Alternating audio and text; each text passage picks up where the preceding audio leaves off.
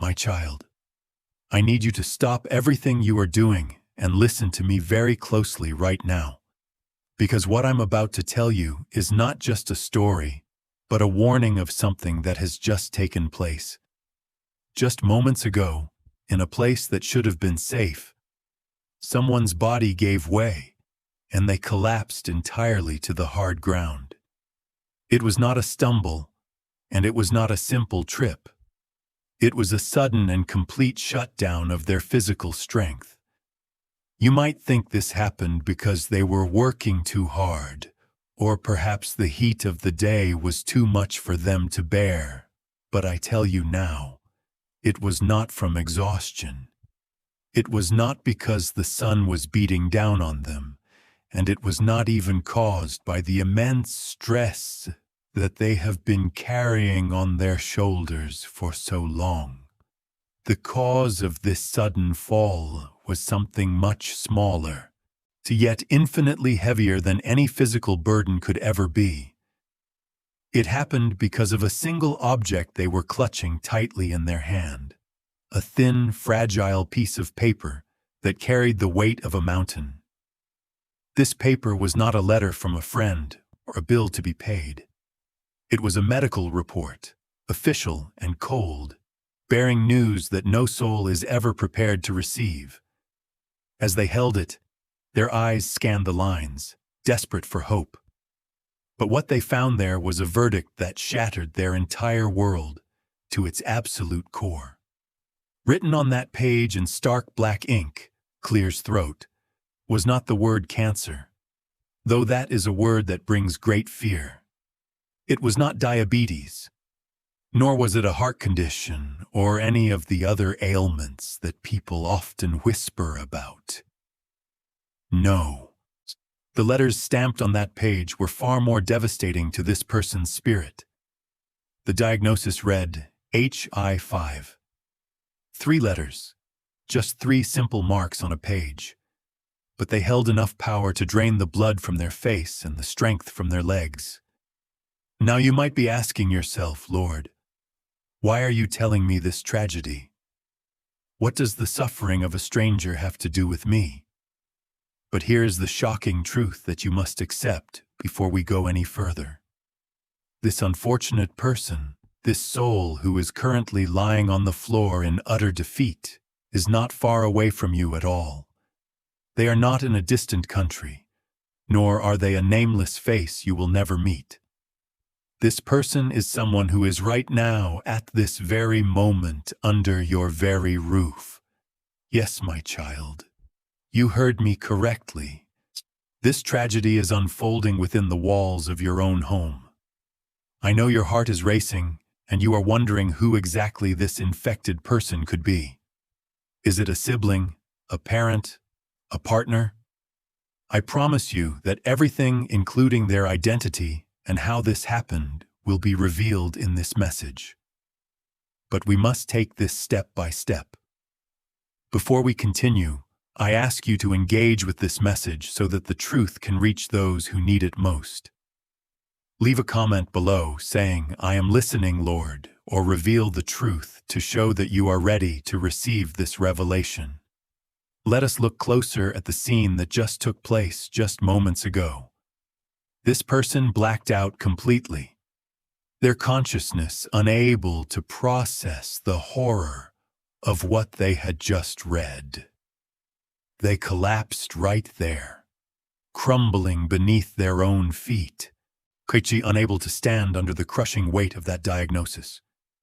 And as they fell, the paper they were holding, the source of all this sudden pain, slipped from their trembling hand.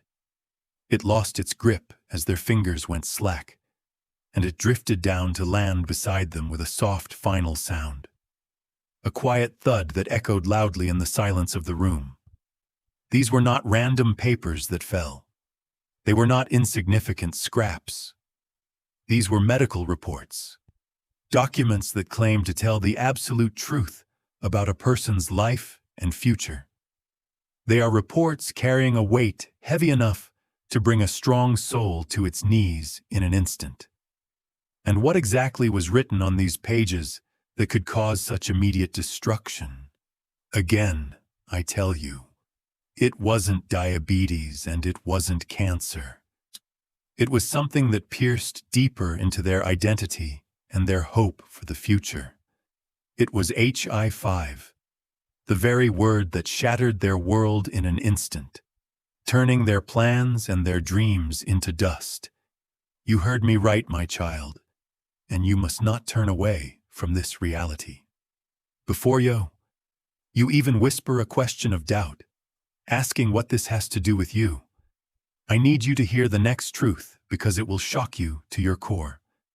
That unfortunate person is not a stranger. They are not someone far away. This is not a stranger hidden in a distant crowd. This is someone whose presence is familiar, sharing walls, breathing the same air, walking the same floors day after day. The closeness makes the questions heavier.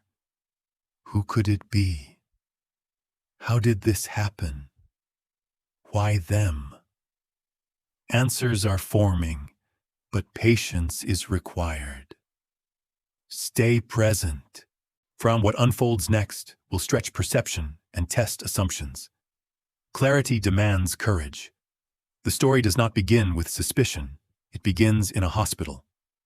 Hours earlier, in a quiet, sterile waiting room washed in fluorescent light, one soul sat alone. Fear created its own kind of isolation. A medical report was coming on capable of rewriting an entire future. Hands trembled despite attempts to steady them. A restless foot tapped against the cold tile floor. The ticking clock on the wall stretched seconds into eternities. Around that solitary figure, life continued without pause. Nurses moved briskly through corridors. Stretchers rolled past with muted urgency. Monitors emitted steady mechanical beeps. Yet none of it registered fully. Everything faded beneath a single consuming thought. What is written in that envelope? The weight became unbearable. Then the door opened. A doctor stepped forward, expression carefully neutral, holding a plain white envelope. A name printed clearly across the front. Ordinary paper. Extraordinary weight. The kind of weight that presses against the chest before it is even opened. Shaking fingers reached out. The hallway suddenly felt too exposed, too public.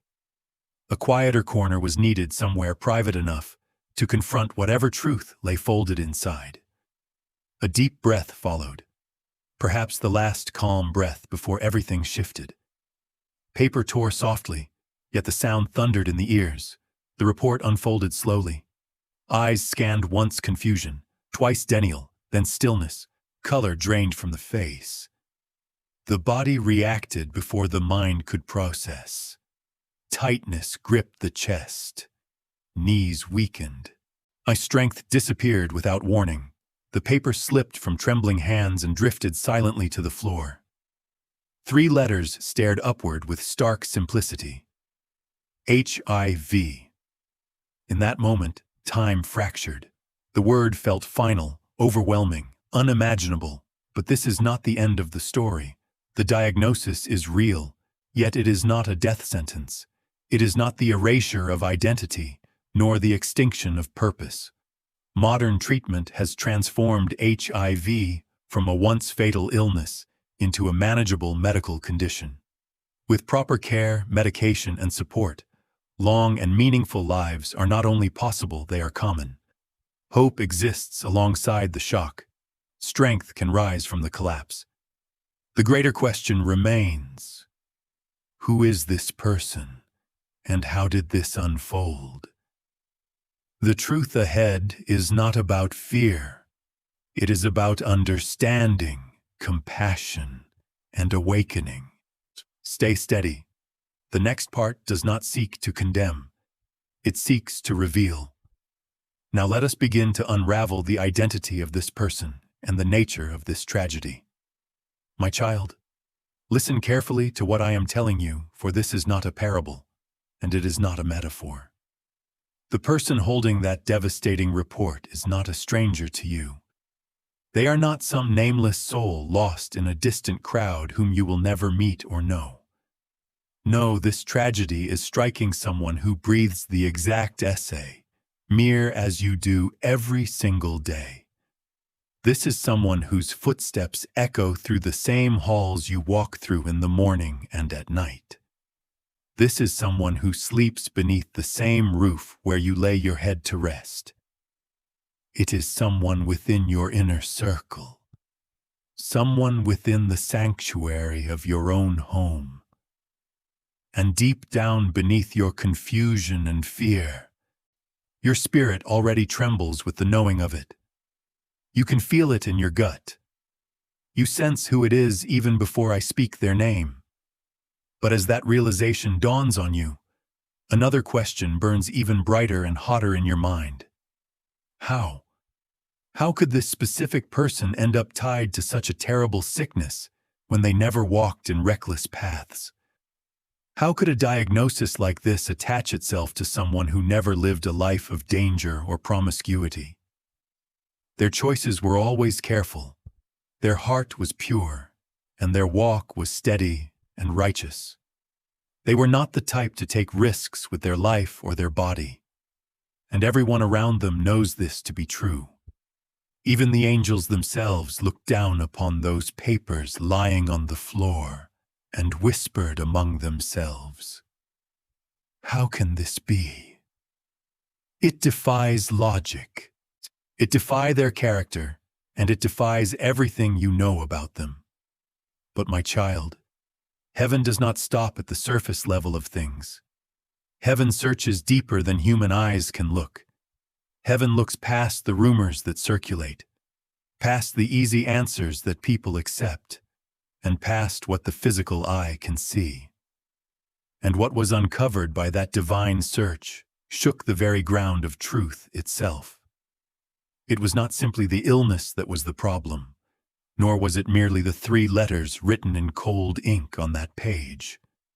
No, there was something darker at play here. There was a shadow lurking beneath the shadow of the diagnosis. There was a hidden cause behind the visible cause, because the sickness that caused them to collapse was only the sign, a symptom of a much more sinister reality. The real story ran far below the skin, deep into the realm of spiritual wickedness and human malice. Yes, my child, this is the truth I am preparing to lay before you right now. So, hold your heart steady and brace yourself. Do not turn away, because the next words you hear will change how you see everything about this situation. And that is exactly what I am about to reveal to you. My child, lend to me now and let these words sink deep into your spirit. Because the report you feared so much, the paper that caused them to faint in terror, was never real. I need you to grasp this. Every word on that paper was forged. It was paid for by wicked hands, planned by a hateful mind, and planted to be found. It was a lie written with the ink of malice, designed to look authentic enough to destroy a life. Its purpose was not to diagnose a medical condition, and it was not to warn them of a health crisis. Its sole purpose was to destroy. They wanted to break a spirit that never belonged to them. They wanted to crush a soul that had done nothing but shine light. They wanted to bury a good name under a stigma it never carried, to tarnish a reputation with a shame that did not belong to it. Yes, my child, that was their weapon of choice. It was not a gun or a knife. It was a weapon of shame, a weapon of fear, designed to isolate and destroy from the inside out. They knew that this specific lie would cause the most damage, that it would silence the victim and make them hide in the shadows. But here is the part that cuts the deepest, the part that makes this betrayal so incredibly painful. This attack did not come from a stranger on the street. It did not come from a distant enemy with no face or name who struck at random. What is being described here is betrayal, but let it be handled with wisdom, not accusation. When hurt feels close to home, emotions can intensify quickly. Suspicion can grow. Stories can take shape in the mind that feel real because the pain is real.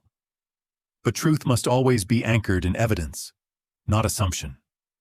A forged medical report, a hidden family enemy, an elaborate spiritual plot, these are serious claims. They require facts, not fear. Scripture such as Isaiah 54:17 reminds believers that no weapon formed against you shall prosper. That promise speaks of protection and ultimate justice, but it does not call for suspicion without proof. It calls for steady faith. And the well-known words of Genesis 50:20, often misquoted as Genesis 5:20, declare, "You intended to harm me, but God intended it for good." That passage tells a story of betrayal transformed not by paranoia, not by retaliation, but by patience, integrity, and time revealing the truth. If there is a medical report involved, especially something as serious as HIV, the first and only responsible step is verification through proper medical channels. HIV diagnoses are confirmed through standardized laboratory testing, and results can be rechecked. Medical professionals, not speculation, determine accuracy. Forgery of medical documents is rare and illegal, and assuming such without evidence can cause deep and unnecessary division within families. It is also important to say this clearly. HIV is not shame. It is not a moral verdict. It is a medical condition that, with modern treatment, is manageable. If a diagnosis is real, the response should be medical care, support, and compassion, not secrecy, blame, or spiritualized warfare. If a diagnosis is false, the solution is clarification and documentation, not spiritual retaliation. Faith does not mean escalating suspicion. Faith means responding with courage, calm thinking, and grounded action. If someone feels betrayed, the path forward is verify facts through trusted professionals, avoid accusations without proof, seek wise counsel, medical, legal, or pastoral if needed. Guard peace without fueling paranoia. God's justice does not require dramatic exposure campaigns. Truth has a way of standing on its own. The stronger testimony is not an enemy was crushed. The stronger testimony is wisdom prevailed, peace was protected, and truth was established. If fear has been planted, uproot it with clarity. If confusion has spread, replace it with facts. If trust has been shaken, rebuild it carefully and honestly. Light does not need theatrics to shine. It simply reveals what is real. Stand firm, but stand grounded. But heaven saw it all. I saw it all because absolutely nothing escapes my sight. I was there when the thought first entered their mind. I was there when the envy took root. I witnessed the moment the ink touched the paper. I saw the malice in their heart as they laid the trap. And in the end, every single plot of the enemy collapses under the crushing weight of my justice. Justice is not just about punishment. It is about putting things back in their rightful order. And I am resetting the order of this life. So lift your head, my child, and tell the one who collapsed to lift theirs. Lift it high. Do not tremble at what man can write on a piece of paper. Do not let a manufactured diagnosis define the worth of a soul. For I have already written your destiny in heaven's book. A book that cannot be forged, altered, or destroyed by human hands. No false report, no matter how official it looks, can erase what I, the Lord, have spoken over your life. Their words are temporary. They are like grass that withers. Their signatures will smear and fade with time. But my promise remains forever. My covenant stands firm like a mountain that cannot be moved by the wind of their lies. You must understand the spiritual authority you carry in this moment. What I bless no one, absolutely no one can curse. What I build, no jealousy can break. What I decree over a life, no lie can undo. So let the papers burn. They are nothing but fuel for the fire of your testimony. Let the rumors scatter like dust in the wind. They cannot cling to a clean heart.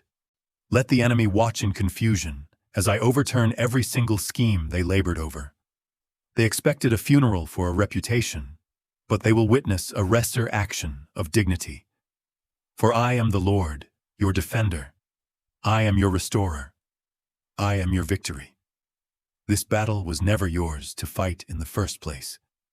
You thought you had to defend yourself, to prove your innocence, to fight against the stigma. But it has always been my battle. And now, my child, you will see with your own eyes how I move. You will witness how I turn their chosen weapon into your greatest testimony of victory. Stand firm in this truth. Fear nothing, for the story I am writing for you cannot be stopped by a lie. But my impatient child, there is one more thing you must learn in this process. You must learn to trust my timing. I know this is one of the hardest lessons for your human heart to embrace, especially when the pain is fresh and the injustice feels so raw. Your clock runs on urgency. You want the vindication now. You want the exposure of the enemy immediately. But my clock runs on perfection. Your timeline is based on what you can see right in front of you. The paper, the floor, the tears. But mine is based on what I know is coming. You can be sure that right now, even in the silence, I am arranging all the pieces. I am moving people, shifting circumstances, and aligning moments to work out my plan for your life. While you are worrying about the delays, wondering why the truth hasn't come out yet, I am orchestrating connections that you cannot see. While you are frustrated by closed doors and the feeling of being trapped by this lie, I am preparing the right door to open at the perfect moment. While you are questioning the weight of this burden, asking why you have to carry it, I am coordinating every detail for your ultimate good. I have been working in your favor long before you ever encountered this problem. Before the enemy even conceived of this plot, I had already prepared the solution. Before you even knew you would need a defense, I was preparing the hearts of those who would support you. Before you realized you needed healing from this trauma, I was already setting the miracle in motion. Before you understood that you would need new relationships to replace the ones that betrayed you, I was shaping hearts for the perfect meeting. So do not grow impatient and try to force doors open. Doors that require force aren't the doors I have for you. Those are doors of struggle. My doors open with divine ease when the timing is right. Don't try to make things happen in your own strength, trying to expose the liar with your own hands. Your strength has limitations, and you might cause more damage in your haste. But my strength is limitless. The answer will come. The truth will be shouted from the rooftops, and it will be right on time. My child, you must understand that the deliverance you are waiting for is not just a possibility. It is a promise that is already in motion, set to a rhythm that heaven has ordained. The answer will come, and it will be right on time, arriving with a precision that will leave you in awe of how perfectly the pieces fit together. Restoration will not break in before its appointed hour, and it will not trail behind as though it lost its way. It arrives with precision to the exact moment strength, wisdom, and grace have matured enough to carry it. What feels like delay is often divine calibration. What feels like silence is often sacred preparation. Trust the timing. When waiting stretches thin and the quiet feels overwhelming, it is not neglect. It is refinement. Relief can be nearer than breath itself. A day is forming clear, bright, unburdened, when the heaviness hovering over the house dissolves completely. What feels permanent now will one day feel distant. Even the details that currently sting will blur with time. The betrayal that cut so sharply will not always carry its present intensity. The shock, the tears in the dark, the echo of accusations, these will soften. The memory of that report lying on the floor will lose its edge. What once felt like a defining wound will become a story of endurance. Those who caused pain will not remain towering figures in the narrative. They will shrink in significance. Not erased, but repositioned, reduced to brief mentions in a larger testimony of survival and strength. The turning point comes with this realization. Freedom is not secured through revenge. It is tempting to retaliate, to expose, to respond with equal force. But retaliation binds the heart to the very moment it longs to escape. True peace is born from release, not denial of hurt, but surrender of the right to collect payment for it. Justice does not require personal vengeance. It requires trust. Letting events unfold without forcing outcomes is an act of profound faith. It declares confidence in a wisdom greater than immediate emotion. It acknowledges that being judge and jury was never the assignment. Freedom begins when the need to settle every score is laid down. The tears shed, the nights endured, the confusion survived. None of it is wasted. But carrying the debt forward only prolongs the weight. Release lifts it. Surrender lightens it. Forgiveness, whether immediate or gradual, breaks the chains that revenge would tighten. Restoration is coming, not as spectacle, but as steady vindication. Not as noise, but as peace. Not as humiliation for others, but as clarity and dignity restored. The future is not shaped by what was done in the shadows. It is shaped by how grace is chosen in the light. And that choice to trust timing, to release control, to walk forward unburdened is already the beginning of victory. Revenge keeps you chained to your past, binding you to the very moment of betrayal you are trying to escape. But forgiveness sets you free to embrace your future, cutting the cords that the enemy tried to wrap around your heart. When you let things unfold in their own way and own time, you are making a powerful declaration of faith. You are trusting that I see the bigger picture, that I saw the forgery, I saw the malice, and that justice belongs to me alone. After all, what matters is not the first chapter of this saga where the lie was planted, but the last chapter of our lie, which shows how well we ran the race despite the obstacles. The enemy tried to write a tragedy for you, but they do not hold the pen. Your beginning, marred by this deception, doesn't determine your ending. Your past filled with this unfair struggle doesn't define your future. How you finish is what counts. And I have determined that you will not finish in shame. You're going to finish strong, standing tall on a foundation of truth, full of love, grace, and victory. So I command you today to lift your spirit, smile, laugh, forgive, believe, and love all over again. Do not let the enemy turn your heart into stone. Don't let the wounds of yesterday steal the joy of today. Don't let past hurts rob you of future happiness, for that is exactly what the enemy wants. Your heart was made to love, to be expansive and free, not to carry grudges that weigh you down like chains. Let love win in your home. Let healing flow through your veins, washing away the stress of that false report. Let freedom reign in your mind, driving out the fear of stigma. Your best chapter is still being written, and it is a chapter of vindication and radiant light. If you receive this healing and this promise of victory, do not leave this moment without sealing it.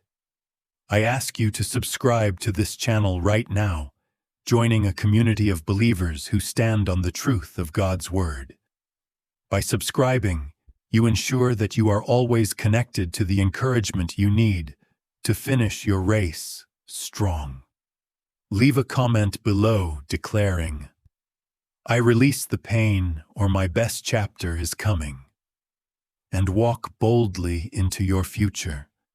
You are loved, you are vindicated, and you are free.